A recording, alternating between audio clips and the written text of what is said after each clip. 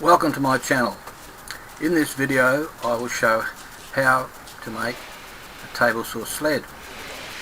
It may appear to be the same as most other table saw sleds, and in use it is, but there are a few features in this sled, on this sled, which are not common, and so I will show in this video how I made this sled and how you can make one as well.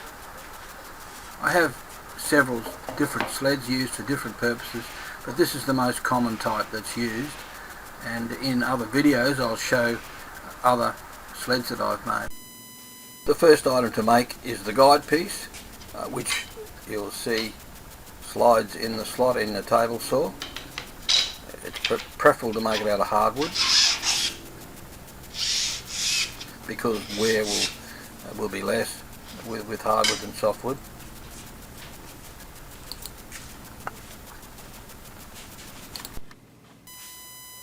We now need to fit the guide piece to the sled. Normally it's done with the sled actually in position on the table, but with this design you don't need to do that. It's best to place it as accurately as possible, but as you'll find out later, it's not critical. And in this case anyway, I've used what we call a roofing square to draw a line on the bottom of the sled. And there's been a couple of holes drilled into the guide piece before I did this. You can use a normal square, or you can even use a plastic set square, as long as the line is reasonably accurate. But as I said, it doesn't have to be perfect. The guide piece is then positioned on the bottom of the sled and screwed into place.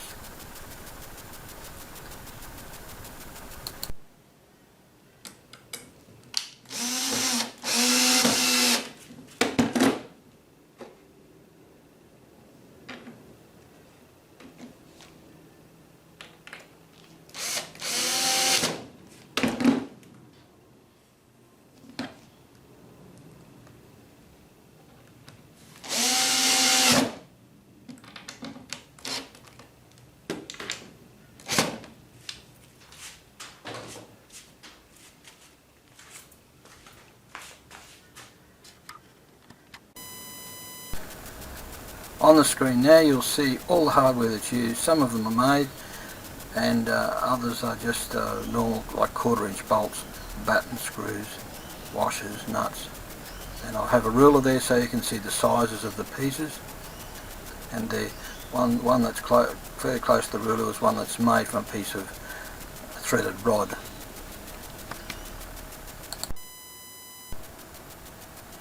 There are a couple of cutouts made into the sled itself. One is to take one side of the angle line, and the other one is for a small aluminium piece used to control the actual tape on the sled itself. Another cutout is made across the sled, and this is to take the piece on which is glued the ruler, which will enable the setting up of a block to control the size of the pieces that are cut. Tapered cut-up is best done with a router. The ruler piece has now been placed into its slot on the table sled. You can now see the ruler piece in its dovetailed slot, where it can be moved to get adjustment and accuracy. Also cutouts made in the back piece. The two on the bottom are for the heads of the 1/4" bolts, and the round one in the back of the piece is for the adjusting bolt. Here you can see the position of the pieces in the back piece as well as the sled. The angle line attaches to the bottom of the sled, and another piece, controlling piece, is a smaller piece attached to the back of the back piece. There's another view showing the angle line. the adjustment bolt and where it connects into the slotted piece.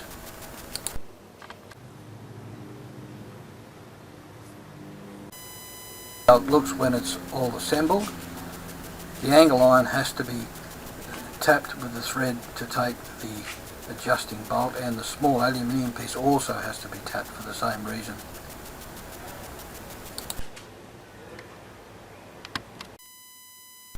After securing the back piece to the sled, a cut has to be made to check that the back piece is in the right place to provide a square cut.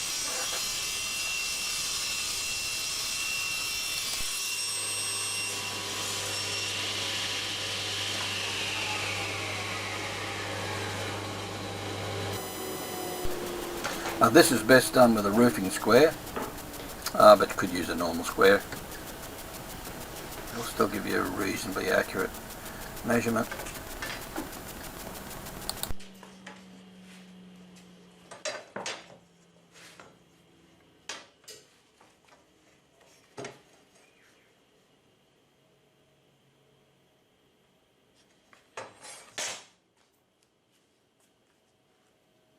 If the piece proves to be not square, then adjustment of the back piece can be made by using the adjustment bolt and the angle iron.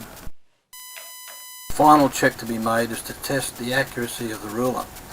A block is placed on the ruler, and then the test piece is moved against the block and the cut is made.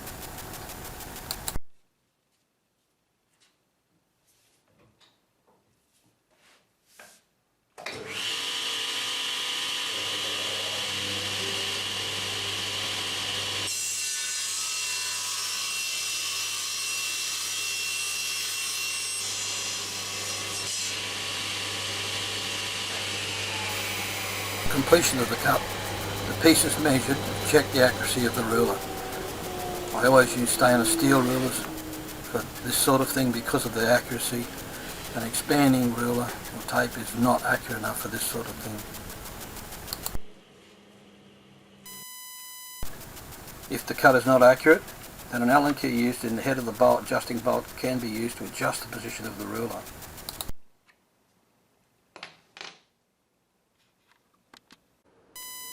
Once the accuracy of the sled has been proven, the final thing to do is to fit the two batten screws which will hold the back piece onto the sled itself.